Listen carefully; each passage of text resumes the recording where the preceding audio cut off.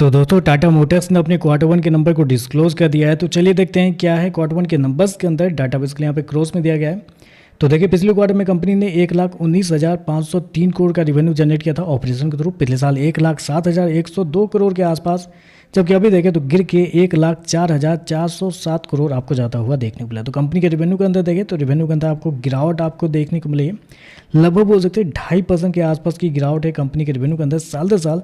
जबकि quarterly base पे जाते हैं तो क्वार्टरली बेस पे एक बड़ी गिरावट आपको देखने को मिले। लेकिन ऑटो सेक्टर है तो ऑटो सेक्टर में क्या होता है, हमें साल दर साल कंपनी के नंबर को जज करना रहता है।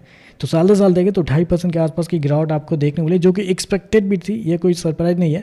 मार्केट का मानना भी था कि कंपनी के रेवेन्यू थोड़े बहुत गिरते हुए देखने को मिल सकते हैं, क्योंकि मेरे पास बहुत सारे मार्केट रिपोर्ट है कंपनी के रेवेन्यू को लेके जो कि आपके सामने आ चुका होगा। उसमें अगर आप गौर करते हैं तो हर एक ब्रोकर का मानना था कि इस क्वार्टर में कंपनी के रेवेन्यू अच्छे खासे अमाउंट में गिर सकते हैं। मतलब कुछ ब्रोकर तो ये भी मान के चल रहे थे कि लगभग 95,000 करोड़ के आसपास आता हुआ देखने को मिल सकता है। तो रेवेन्यू के मामले में मार्केट सोच रहा था कि कमजोर रहते हुए आपको देखने को मिल सकता है। जो एवरेज अनुमान आपका निकल के आता है वो आपका निकल के आता है 98,600 करोड़ के आसपास।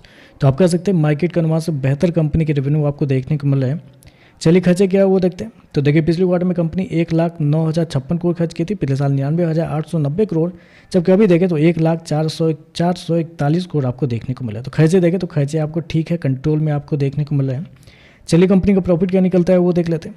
तो देखिए पिछले क्वार्टर की बात करते हैं तो पिछले क्वार्टर में कंपनी 8,556 करोड़ के प्रॉफिट में थी। पिछले साल 10,587 करोड़ के आसपास, जबकि अभी देखें तो कंपनी का प्रॉफिट 4,003 करोड़ आपको जाता हुआ देख लो। तो कंपनी का प्रॉफिट के अंदर देखो तो एक बड़ी गिरावट आपको यहाँ पे आपको देखने को मिल रही है। लेकिन बेसिकली इस गिरावट से आपको डरना नहीं है, क्योंकि मार्केट को ये भी पता था कि कंपनी का प्रॉफिट आपको गिरते हुए देखने को मिल सकता है। इससे ज़्यादा का मार्केट का अनुमान था, क्योंकि रिपोर्ट आपके सामने आ चुका होगा। उसमें अगर आप गौर करते हैं तो मोस्टली ब्रोकर का यही मानना था कि कंपनी का प्रॉफिट के अंदर एक अच्छी खासी गिरावट आपको देखने को। कुछ ब्रोकर का तो ये भी कहना था कि लगभग 2,000 से 2,500 करोड़ के आसपास कंपनी का प्रॉफिट आता हुआ देखने को मिलेगा।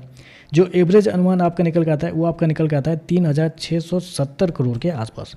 तो यहाँ पर देखें तो जितना मार्केट का अनुमान था उससे थोड़ा बेहतर आपको देखने को मिला है। तो आप कह सकते हैं टोटली मार्केट के अनुमान के ऊपर ही कंपनी के नंबर आपको बिहेव करते हैं, क्योंकि बेसिकली आपको पता है कि ट्रम्प टैरिफ की वजह से पिछले 3 महीने में इनके जो एक्सपोर्ट है कौन होता है JLR या JSLR जो होता है उनके ऊपर थोड़ा सा इम्पैक्ट पड़ा है, जिसकी वजह से मार्जिन और कंपनी के रेवेन्यू थोड़ा सा कंप्रोमाइज़ होते हुए देखने को मिला है।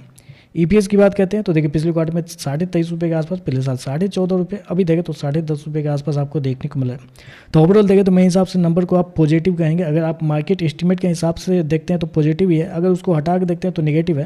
लेकिन मुझे लगता है कि मार्केट एस्टीमेट के ऊपर ही मार्केट रिएक्ट करेगा, क्योंकि ऑलरेडी जो खबर मार्केट में थी इस कंपनी के टैरिफ को लेके, टैरिफ की वजह से कंपनी के नंबर थोड़े से दबाव में देखने को मिल सकते हैं। दबाव में ही है, लेकिन कुछ सरप्राइज नहीं है यहाँ पे, क्योंकि जितना मार्केट का अनुमान था उससे बेहतर कंपनी के नंबर आपको देखने को मिले हैं। बाकी देखते हैं मार्केट इस पर कैसे रिएक्ट करता है। आज के लिए बस इतना ही। वीडियो पसंद आए तो लाइक कीजिएगा, साथ में साथ चैनल को सब्सक्राइब जो कीजिएगा। धन्यवाद।